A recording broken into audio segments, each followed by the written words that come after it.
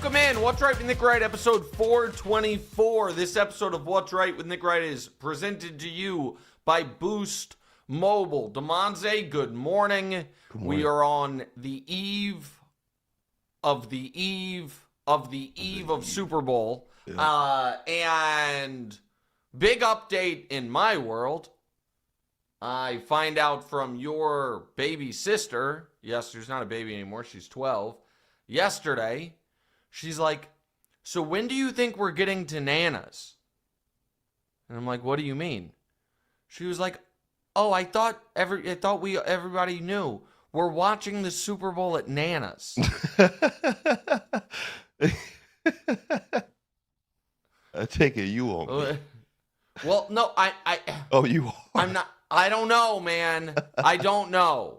I do know, and this is, Who set that up? To air a little family laundry here. I think the assumption was, well, the Chiefs aren't playing, so Nick will be a little more relaxed, which may or may not be true. And I obviously love my mom and love my wonderful sister and her family and her kids, but watching the Super Bowl in the midst of young children running around and that atmosphere does not seem like peak viewing experience. Yeah. And so I don't know. I said to your mom, I was like, what's going on with my mom and Super Bowl? She's like, and your mom's like, that's your mom. Talk to you talk. I said it was fine. You talk to her. So you might be coming down with a little something. I don't know what's going on. I don't know, but I do know that it's just not. It's a little wrench in the gears that I didn't necessarily expect as we get ready for what should be an awesome game. And we're going to get to that in a bit. Also NBA trade deadline stuff, all of that coming up. But first, straight to voicemail brought to you by our friends at Boost Mobile. Our long national nightmare is over, guys. The Kawhi Leonard snub that, oh my God, had everyone pearl clutching. Had people, that dastardly LeBron James, who stole Kawhi Leonard's all-star spot. As it turns out, Kawhi Leonard's going to be an all-star. We all knew he was always going to be an all-star. It was all nonsense. The NFC wins the Pro Bowl, I guess. Shedeur throws a couple touchdowns. I didn't watch. And Jackson Hayes being suspended for a game for a real shove of the Wizards mascot is really unbelievable. Robin, no reason to do that. He had no reason to do it. I don't understand it. The video is stunning. I don't get it. It seems like a cheap shot. Robin Lopez famously used to fight mascots in every arena, but it was all playful and it was a bit. Mutual. Right. This Wizards mascot's just running down, and Jackson Hayes just like the late Sean Taylor to an unsuspecting wide receiver coming over the middle, just body checks. Mascot, dude. Come on. I didn't get that one at all. Reminder, everybody, like, rate, subscribe, review to the show. Before we get to the NBA trade deadline, we are at the eve of the Super Bowl. Reminder, our prop show, our gambling show for the Super Bowl comes out on these channels tomorrow, but let's get to the actual game right now. So the Super Bowl is a few days away, and we'll eventually get to your picks. But first off, I got some questions for you one at a time. And the first one is what is the path to victory for each of these teams? Okay, for Seattle, for both teams, I think it's actually pretty straightforward. And this isn't the only path, obviously. But the simplest path for Seattle is that they are able to, with their outstanding defensive line, hurry Drake Maye a bit, get the Patriots into some third and long must-pass situations where the Pats were outstanding the first 2 months of the year and have been a little shakier since then. Let Tank Lawrence tee off on Will Campbell, not let the Patriots stay ahead of the sticks with Ramondre Stevenson, because as the Seahawks have been an elite run defense this year, and trust their great secondary and great scheme with Mike McDonald to fool an excellent but a young quarterback in Drake Maye, make him look the way he's looked a lot of this postseason so far, and be able to play somewhat on their script, hold the Patriots offense down, and really put the Pats in the bind of, man, we need to be throwing, and we need to have as many receivers and pass catchers out in the route as possible, which means we can't help our offensive line, we can't max protect, we can't keep people into chip, and Seattle tees off on Drake Maye, and I just want to, because this has become quite the argument on the TV show, and I don't understand why. And I just want to emphasize the following facts related to Drake Maye's struggles this postseason. In the last 30 years, the second biggest drop-off from regular season passer rating to postseason passer rating in the last 30 years is Drake Maye these playoffs. In NFL history, the biggest drop-off from regular season completion percentage to postseason completion percentage is Drake Maye these playoffs. Drake Maye in 17 regular season games turned the ball over 11 times total. In 3 playoff games has turned the ball over 5 times total. Drake Maye in 17 regular season games had 8 fumbles, not lost, just total fumbles.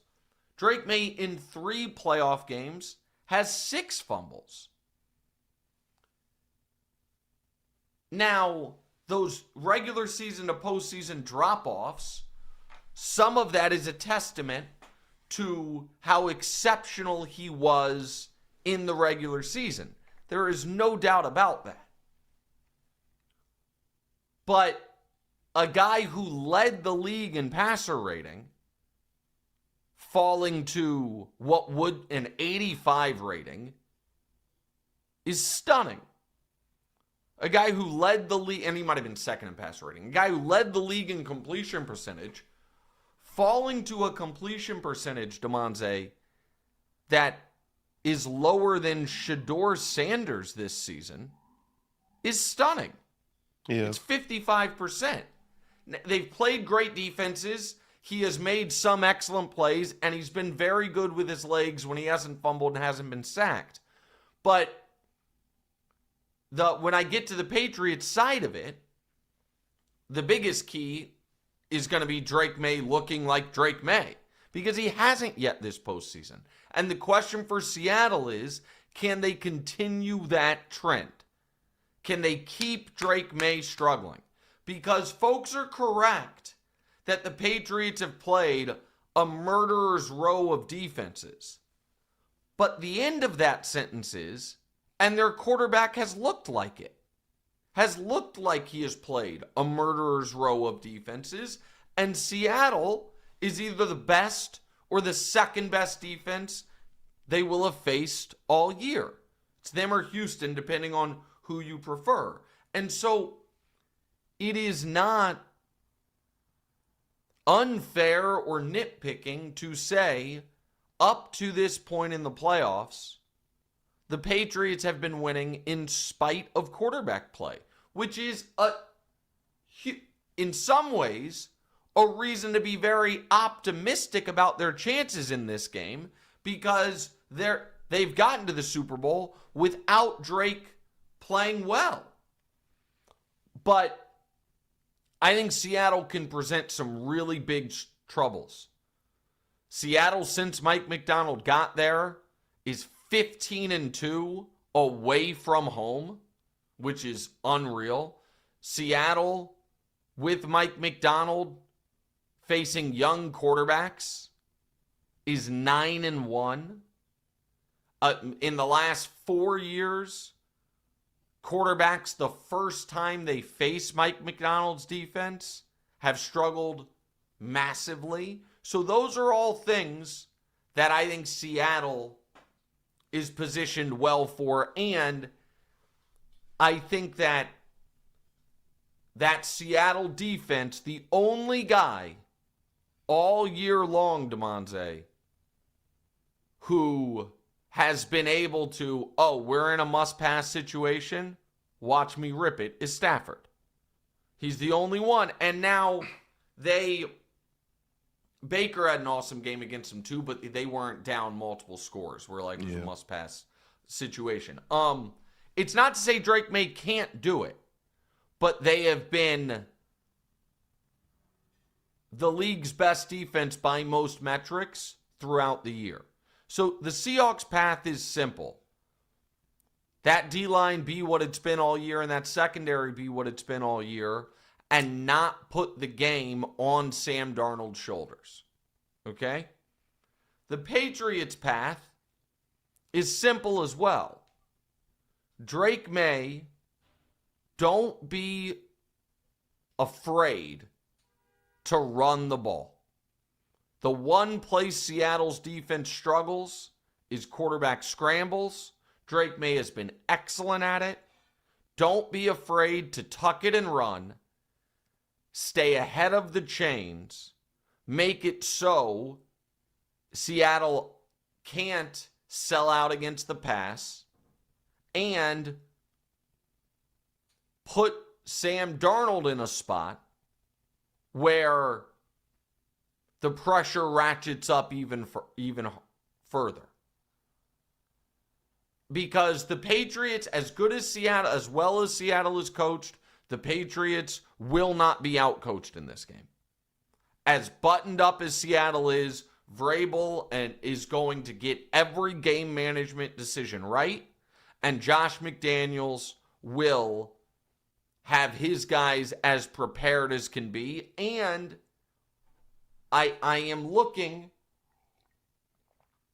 closely at Nick Emanwari, their awesome rookie safety, who Mike Macdonald, that was his second first-round pick with the Seahawks, who they took to play kind of that Kyle Hamilton role that he played with Baltimore. He hurt his ankle in practice yesterday. And the video of him walking into the team hotel is, what's good is, there's no crutches, no boot, no nothing like that. What's bad is he's limping badly. And he's a key piece. And we know Drake Maye has excellence in him. We also know that unlike other quarterbacks, Drake Maye can be having a miserable game and still make awesome plays. That Houston game, he fumbled 4 times. And in the midst of that, threw some of his best passes of the season. So I don't think the Patriots can come from behind in this game. I'm not talking about 7-0, but I think that they can't be behind the sticks and they can't be behind the scoreboard.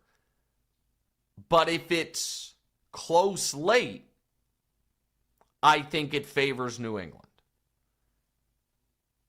But I also think Seattle's the team more like, if you're like one of these two teams is going to have a 10-point lead going into the fourth quarter, my money in that situation would be on Seattle. What are your other questions on this? Who do you believe has the most to lose and the most to gain? I don't really look at this as a spot where anybody has a ton to lose. Like, Seattle's the favorite, but there's nobody would look at this like as a... Go ahead. You don't think it's seen as Seattle having more to lose, just how everybody probably expects them to win the game? Well, so listen, they are the favorite, and it does seem like for only being a 4.5-point favorite, they have a disproportionate amount of people picking them. Right. But I don't think if they lose, people will be like, they choked. But as far as most to gain, it is, and this is cliche, I guess, but it's obvious. It's the coaches and the quarterbacks. Like, Vrabel winning a Super Bowl, he got to an AFC Championship game with Ryan Tannehill and the Titans. He got the number 1 seed a different year with Ryan Tannehill and the Titans. And his first year with the Patriots, to come in and take over a 4-win team and win the Super Bowl, some people would say he's just the best coach in the league. And he's already considered one of the best. So for Vrabel, it would be a pretty remarkable short coaching resume. McDonald, second year as a head coach, his final year as coordinator in Baltimore, they win the defensive Triple Crown. They're the 1 seed. Even in the playoff game they lost, they only allowed 17 points to the Chiefs. Takes over Seattle, instantly transforms the defense. They win 10 games last year and missed the playoffs despite that. And this year, number 1 seed with a brutal schedule, and then win the Super Bowl. I don't even know what the, young coach comp is there. And then for the quarterbacks, if the Patriots win Damonza and Drake Maye plays well, then absolutely no one will care that he struggled in the 3 playoff games beforehand. Yeah. And you will have people understandably arguing he's the best quarterback in the league. Like, that's, if in year 2, you either, and we're going to find out tonight if he wins MVP or comes in second. But if in year 2, you're a top 2 MVP finisher, and then you win the Super Bowl and you play well in the Super Bowl, folks are just going to argue you're the best quarterback in the league. And that's fair. Like, was that even Dan if Marino's path? Except he didn't win it. Oh, okay. He lost in the Super Bowl. He won MVP and lost in the Super Bowl in year 2, and then never got back to a Super Bowl. Okay. And for Darnold, it's the greatest quarterback reclamation story in league history. It might already be that. Yeah. But if he wins... But then especially getting shipped off to another team and, back to back, and then getting all those wins, winning a Super Bowl, that's insane. Yeah. I mean, this is... Jets, this is his 5th team. Am I leaving one out? Jets, Panthers, Niners, Vikings, Seahawks. Yeah. And so... But to your point, he goes to Minnesota a year ago, is not, he's supposed to be competing with J.J. McCarthy to be the starter. McCarthy gets hurt. They win 14 games. They're playing for the 1 seed the final week of the year. He plays poorly in the playoff game. They don't really believe in him. Seattle then signs him. I call it a huge mistake. I say they got worse going from Geno to Darnold. Yeah, look at how that panned out. Yeah, 100%. And they win 14 games. They are the 1 seed, win the Super Bowl. And so those are the guys who have the most on the line. What else? What is the most important matchup in this game? Will Campbell against DeMarcus Lawrence or whomever's lined up against him. Patriots rookie left tackle Will Campbell, who has struggled mightily this postseason, has given up a pressure rate of I think above 15% in every game he's played. Gave up a bunch of sacks the first 2 games. Didn't give up a sack in the conference championship game, but PFF still had him graded as a poor performance. That's where the game can be lost, is Will Campbell. That is, and DeMarcus Lawrence, that was a hell of a signing by the Seahawks, who I think a lot of us thought, listen, this guy was a really good player, but he's a 33-year-old edge rusher coming off an injury-riddled final year with Dallas. And he comes to Seattle and makes the Pro Bowl, is not an all-pro, but probably one of the most impactful guys on their D-line and the veteran leader there. And I just wonder if he and Leonard Williams and the rest of that D-line can put Drake Maye in hell throughout this game, which kind of leads to my actual prediction. So go ahead. And what is your final prediction on the game? 27-17 Seattle is how I see this shaking out. I think that both quarterbacks have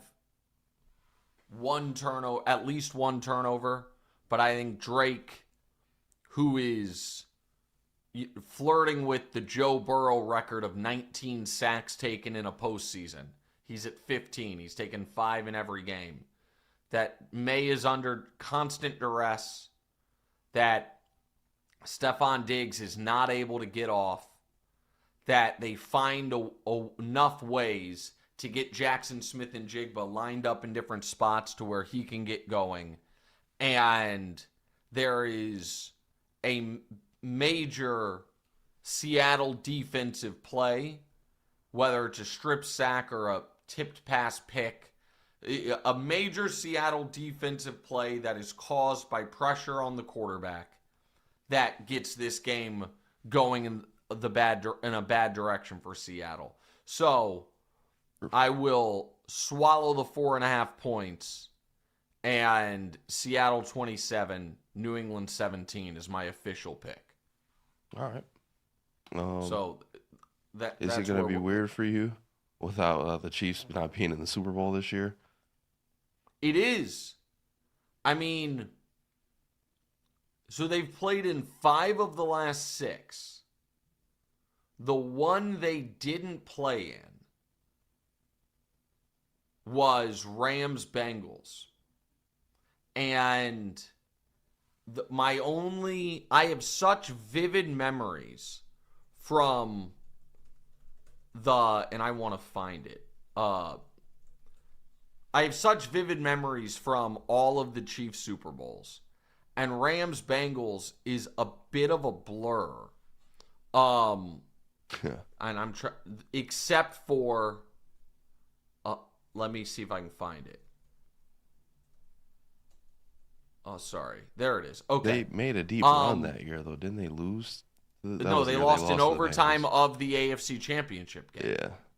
Yeah. And I had, the only thing I really remember vividly about that game was having 2 bets related to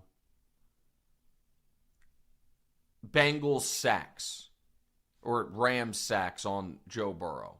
One was a big plus money bet on Aaron Donald over a sack and a half. And at halftime, he had 0. And then the second drive of the second half, he got 1. I think it was, this part I say I remember it vividly, but I might have it wrong. So maybe I don't remember it vividly. One of those sacks where the quarterback goes down right at the line of scrimmage, but they call it right behind. So he got a sack for it. And then 4 plays later, got another one and hit that, within 5 minutes after it looking like we were in trouble. Yep. And I had another, well, he iced the game on a pressure, but that wasn't a sack. I had another, I basically bet I laddered the sacks in that game, which was Rams to have at least 3.5, 4.5, 5.5, and 6.5 sacks. And they got Von Miller, I think. Was that the last one? Von Miller got sack number 7 on a play where there was a penalty, but it was a penalty on the Bengals, so the sack stood, and I hit all those bets. But I know that late in the game, obviously, there was a really ticky-tack defensive holding penalty. I remember the game, but it's insane the Chiefs have played in 5 of the last 6, but it also will make the viewing experience very, very different. And again, we'll see if, what prop bets we have on our gambling show tomorrow. But I would like to get to some of the NBA trade deadline stuff here in a moment. But first, today's show is brought to you by our presenting sponsor, Hard Rock Bet, Florida Sportsbook. It's big game week on Hard Rock Bet. Seattle is a 4.5-point favorite over New England. For games like this, basic bets just don't cut it. Hard Rock Bet is loaded with special props you can't find the rest of the year. Scoregami, opening kickoff touchback, all the off-the-wall bets that make every snap matter. These props only come around once a year, so you might as well enjoy yourself here. If you haven't signed up with Hard Rock Bet yet, there's never been a better time. New signups can double their winnings on their first 10 bets, max bet of $50. That's right, if you would have won $100 on your bet, you can make that $200. Plus, you don't want to miss Hard Rock Bet's $7 million big game bonus party. Place a $10 big game parlay, and you'll get a share of $7 million in bonus bets. Win or lose, every parlay counts, and the more you place, the bigger your share. I already built mine. Now it's your turn. If you're in Florida or New Jersey, the big game energy doesn't just live in the app. Head to a Hard Rock casino in person for drawings, giveaways, and all the excitement leading up to kickoff. Big game week is also the best time to be a Hard Rock VIP. Hard Rock Bet is rolling out the red carpet for its MVPs, private jets, 5-star hotels, big game tickets, and more. Other VIPs can attend invite-only watch parties with special guests, high-end food, and tons of exclusive merch. If you want to get in on the action, check out the status match page at hardrock.bet/loyalty. Let them know where you play for a shot at an instant upgrade to the best signature VIP program in the industry. That's Hard Rock Bet. Download the Hard Rock Bet app and make your first deposit today. All right, Damonza, I kind of already addressed the Drake Maye stuff, so let's get to some of the pre-playoff narratives here. Yeah, before the playoffs, you listed out your top 5 storylines of the postseason, and they were, is this Josh Allen's year to break through? What if Rodgers goes on a run? What if the Eagles repeat? Which second-year quarterback goes on a run? Which NFC West team will you think look like they did in the regular season? How do you think you did so far with those? Yeah, so listen, I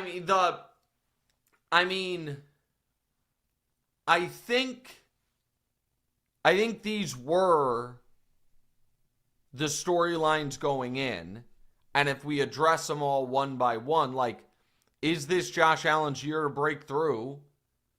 That was the question, because since they didn't, they fired the coach. I mean, was I putting too much emphasis on this postseason for them? No, I wasn't.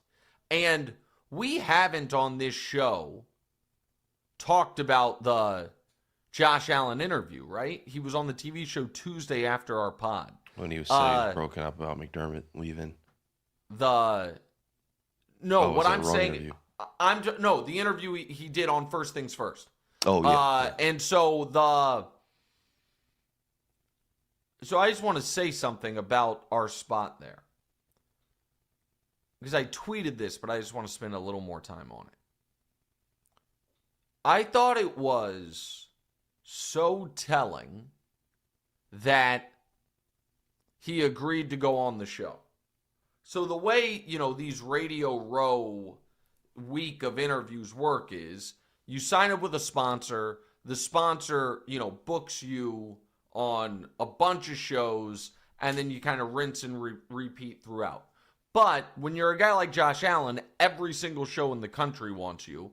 So there's going to be more requests than actual availability. And so you can pick and choose. So it would have been super easy for him to be like, nah, that guy has been giving me a hard time for years. I'm not interested. And so not only did he come on the show, but how good-natured he was and how self-assured he was, I think is not only a testament to off the field the person he is, but I truly believe there is an impact on his ability to win a championship in a positive way that we saw in those 15 minutes we spent with him. And here's what I mean. I have always believed that there are some guys that just, since they were little kids, get a little tight in big spots, that when they're in the backyard playing bags, if it's the game-winning point, they are going to have their worst shot of the night. And there are some folks on the opposite end of that spectrum that just always have been, they are, gamers. They are at their best in the biggest moments.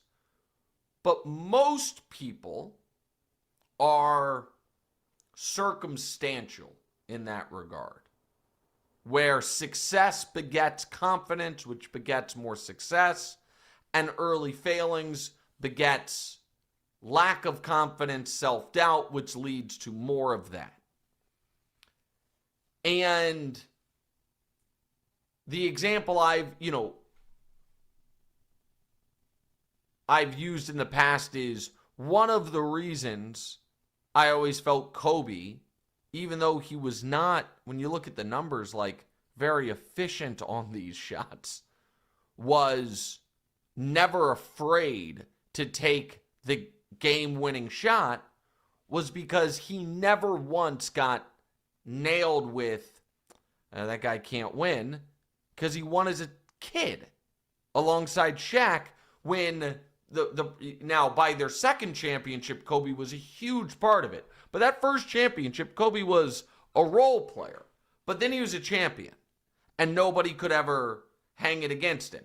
And one of the reasons I felt Peyton always struggled was because he struggled early. It became a narrative. And it seemed like he got in his own head. I'll believe, forever that if LeBron had somehow been, if they had won the title when he was a kid in 22 in the 07 finals, there's no chance he has the series against Dallas. But he wasn't yet a champion. He had left his team. There was all that on him. And then you saw it for LeBron, this play out in real time. He had that series against Dallas, and then they win the title the next year. And from that moment forward, by any metric imaginable, he had the greatest 10-year run of clutch play in the history of the league. The success there beget other success. So the reason I say all that is this. There is so much noise now and such a long year-by-year history of Josh coming up just short in these spots, that if he didn't have that confidence, self-assuredness, and disposition, I think it could drown him. But he has it. And I think that his ability to say, I wasn't good enough, I didn't come through, but I know I will in the future, is really, really positive for the Bills. And so that's a little sidebar, but that was one of the obvious pre-playoff narratives. The what if Rodgers goes on a run was really just a thought exercise on what it would mean. We never thought he could. What if the Eagles repeat was also, for me, just a thought exercise. I never thought they could. And they end up losing in pretty bad fashion in a home playoff game they didn't really have any business losing to a Niners team that we then saw the next week was not good. Well, I shouldn't say not good, but they were not a contender. Yeah. Which second-year quarterback goes on a run? There was going to be one. Caleb had a shot. Caleb had like the amazing moments, but Drake obviously is the one playing in the Super Bowl. And which NFC West team will look like they did in the regular season? The answer was kind of Seattle and the Rams. The Rams looked like they did in the regular season. They just couldn't get the last stop they needed or the last conversion. And Seattle looked like the best team all year. And they were. I thought it was the Rams. I was wrong. It was Seattle. So like, to me, those all held up pretty well. Yeah. And there's nothing, I guess the thing that maybe I should have incorporated more was something related to Denver. The 1 seed as Denver, they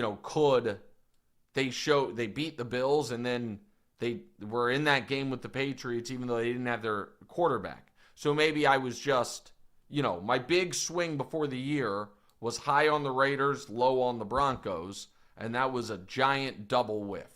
I was just, I missed on both of those.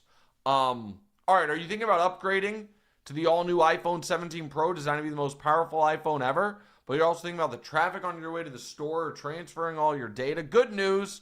When you order a new phone online with Boost Mobile, they'll send an expert to your home or work to deliver your brand new iPhone 17 Pro and get you all set up on Boost Mobile within minutes, no hassle at all. Visit boostmobile.com to get started.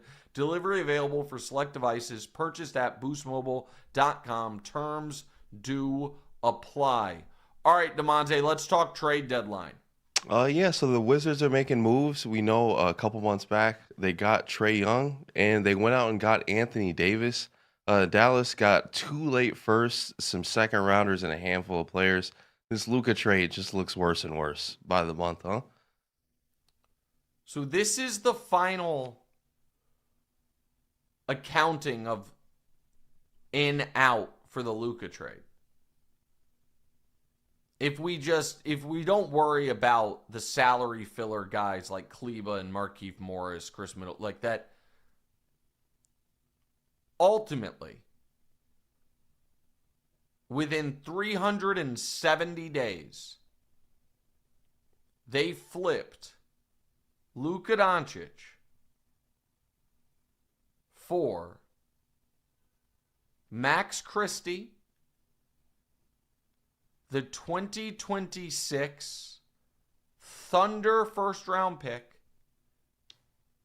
the 2029 Lakers first-round pick, and the 2030 Warriors first-round pick, which is top 20 protected, and 3 second-rounders. And they got 30 games out of Anthony Davis and no playoff run.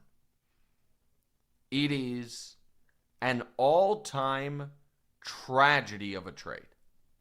So that is what it is. It's an all-time disaster. You got to see AD and Kyrie play like 20 minutes together. Yeah. It's just a tragedy. Now, luckily, they got Cooper Flag, but so for the Mavs, it is what it is. I am stunned, Damonza. Dallas didn't get more for Anthony Davis. Yeah. And I'm stunned. Now that we know the Warriors aren't getting Giannis, they traded for Chris Stapps, like they cut bait on that. I'm stunned the Warriors didn't trump the Mavs offer. I'm sorry, the Wizards offer. Like Anthony Davis on the Warriors, I understand he's an injury risk. Listen, he's a huge injury risk. I get it. But that's interesting now. Yeah. AD with Steph, a defense with Draymond and Anthony Davis. Like, I can get behind that. And it is very, very odd to me that this was Anthony Davis's market. I get he's on a huge contract, and I get that he is always injured, and it's weird injuries. He barely hits his hand. It looks like torn ligaments. He has to wear goggles now forever because of the retina stuff. I know that, but man, trading AD for Chris Middleton salary filler and 2 awful first-round picks. And those are awful firsts. The Thunder first this coming year is going to be pick, 28 or worse or something. Third, and a Warriors first that is top 20 protected is a disaster. And so I can't believe that's what Anthony Davis's value is. I do give the Wizards credit for being like, screw it.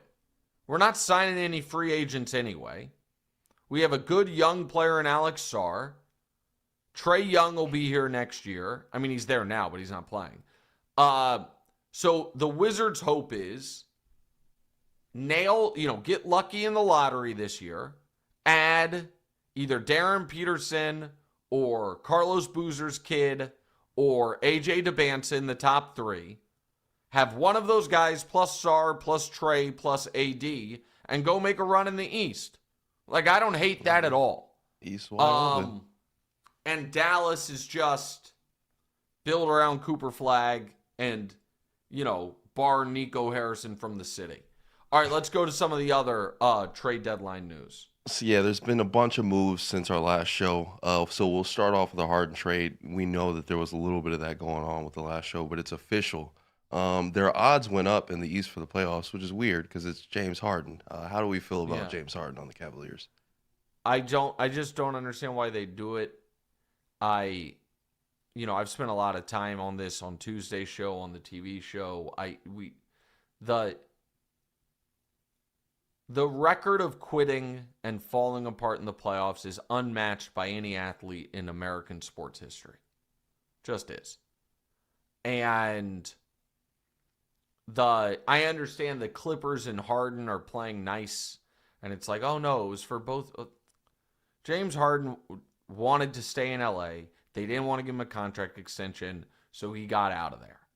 And now the Cavs, this idea that, the Cavs, they've got to get Donovan to sign an extension this summer. And because of that, that's why you take on this risky move. What's the list of superstars that are like, man, I got to tell you, I loved playing with James Harden. Like, I got a little taste of that, and I was like, sign me up for more of it. So I don't understand it. Now, for the Clippers, I think this is an awesome trade. You're buying low on Garland. Now, Garland is undersized and has had foot issues with both feet. And so it is a concern, don't get me wrong. But the Clippers don't have, a lot of flexibility here. And so they get a lot younger, and they get a scoring guard, and you hope his defensive issues don't matter as much when Kawhi Leonard and Ivica Zubac are on the team, like that they can help you out. I know Zubac isn't, some monster defensive player like they have in Cleveland, but you still hope that you can work around that. And so I like it a lot for the Clippers. I don't understand why the Cavs did it. We also, just real quick, the Lakers actually made a move. We'll see if they make another one. This one, as much as, I think criticize fairly Pelinka's lack of action at deadlines in the past, this isn't groundbreaking, but you traded away Gabe Vincent, who has just been one of the worst players in the NBA since he got to the Lakers. I don't know why. I don't know what happened. He was good with the Heat, but with the Lakers, he's played 112 games, so he's injured. He's been injured as well. In those 112 games, he averages 20 minutes a game, so gets real burn, and gives you 5 points, 1 rebound, 1 assist on 38% from the field. That's just great. a truly brutal production. So trading him in a second for Luke Kennard, who again is a flawed player, but I believe, producers, correct me if I'm wrong, I think right now he leads the NBA in three-point percentage. Like he's shooting almost 50% from three. He's always been an excellent shooter. And listen, 49.7% this year, 44% for his career. So it's not even, something you're like, oh, it's fluky. Yeah. He's an awesome shooter. And he doesn't have much playoff experience, but his playoff experience he did have prior to last year in Memphis when he was brutal, he was solid. And so this is a positive for the Lakers. Is it a needle mover? Probably not. Does it at all help your problems of being a horrific defensive team? Nah, forget about that. But putting shooting around Luka and LeBron is never a bad idea. All right, next. Jaren Jackson Jr. traded to the Jazz. Utah. You don't have to go through all of it. Don't worry. The big piece in this is, let me pull up the exact picks. Jazz trade details. So when they say 3 future first-round picks, it matters what those picks are. And one of them is Utah's pick. So let me see if the NBA.com story has it. Gosh darn it. Put it in the doc if you guys can find it. Because trading, these are not nothing picks.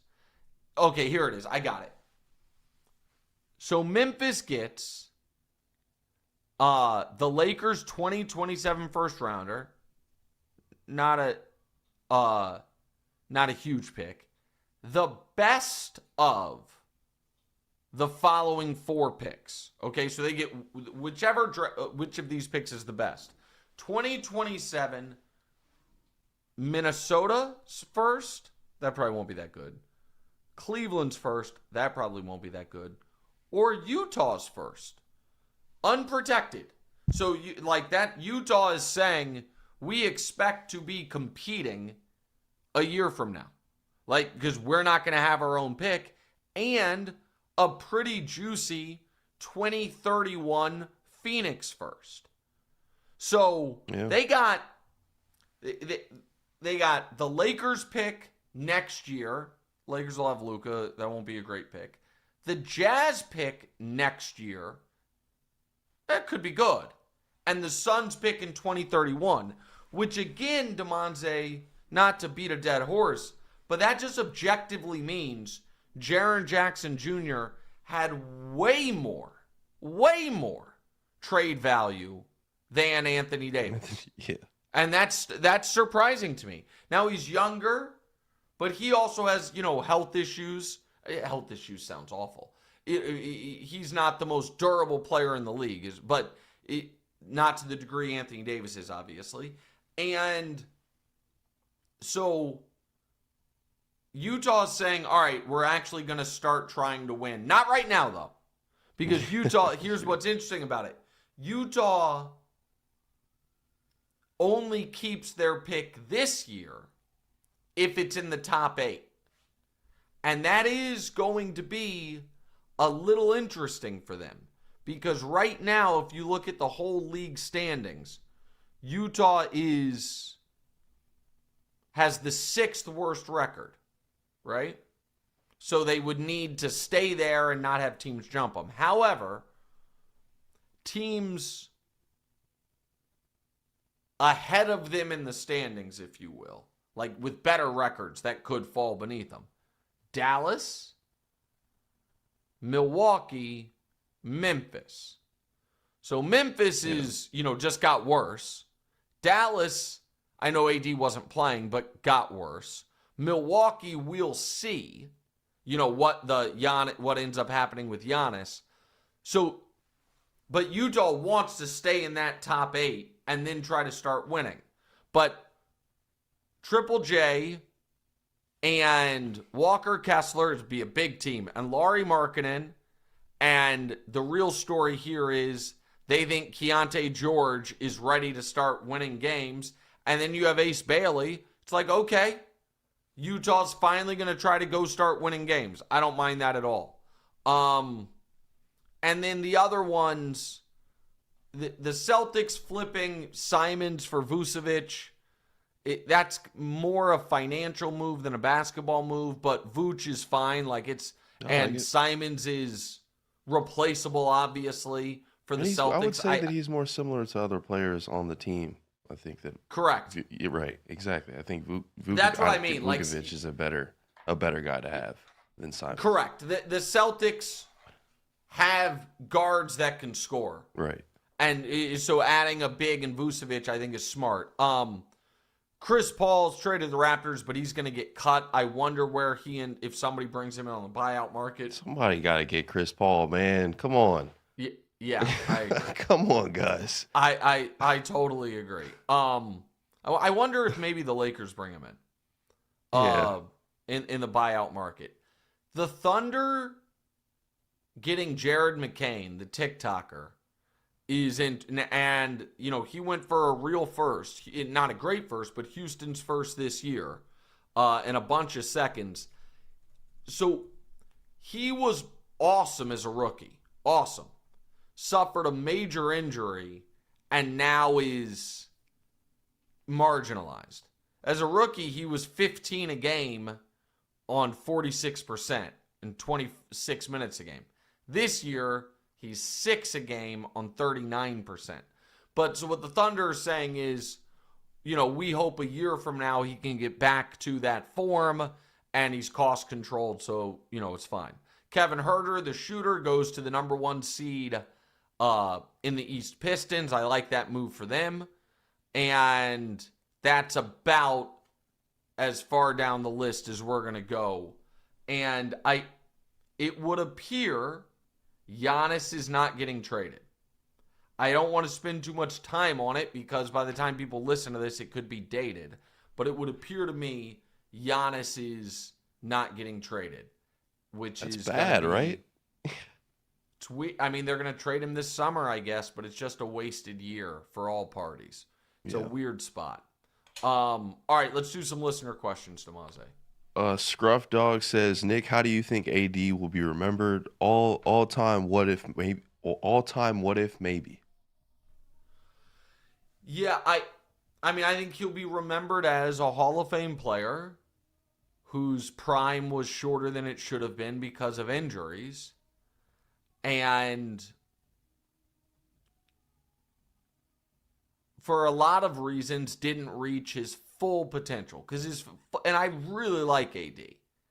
But his full potential was league MVP. And he showed that in year 3. And he never quite got to that level. But he was a huge piece of a champion. And his story's not yet done being written. But Washington, it's hard to see him playing in super high leverage games anytime soon in Washington. All right, next. Scott asks, Nick, would the Raptors getting Sabonis help them get to the East Finals? I don't think so. I mean, yeah. The thing is, Damonza Sabonis has been such a bad playoff player and he gets exploited defensively so much, you don't really think that gets you over the top. And I know the Raptors are having a good year and Scotty Barnes having his best year. I get all that. I don't look at them as East Finals caliber quite. Next. Austin asks, is the OKC first-round pick collection from the late 2010s and early 2020s one of the best strategies of all time, or was it just lucking into SGA and a good scouting department? A little bit of both. Like, it was a good strategy that they also then nailed the picks on. And SGA, listen, nobody, no matter how optimistic you were about SGA after his time with the Clippers, you didn't think best player in the league, MVP, was what was on the board. But the Thunder were on the bad end of that once when they traded away James Harden. Even as optimistic as Daryl Morey was about Harden, nobody thought multi-time scoring champ, assist champ, MVP was where he was going to be. Go to Manny real quick. Yeah, Manny asked, do you think LeBron still revisits the Cavs' return now that Harden is in town? 3 guys who need the ball on the same team. Listen, LeBron and I have different historical opinions on guys that I think LeBron should want to play with and guys LeBron wants to play with. So I wouldn't want LeBron playing with Harden, but I don't want LeBron playing with Westbrook.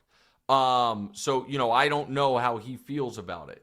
But LeBron, Harden, Donovan Mitchell feels like a weird fit. Like LeBron, Luka is a weird fit, and Luka's demonstrably better than Harden, but similar stylistically.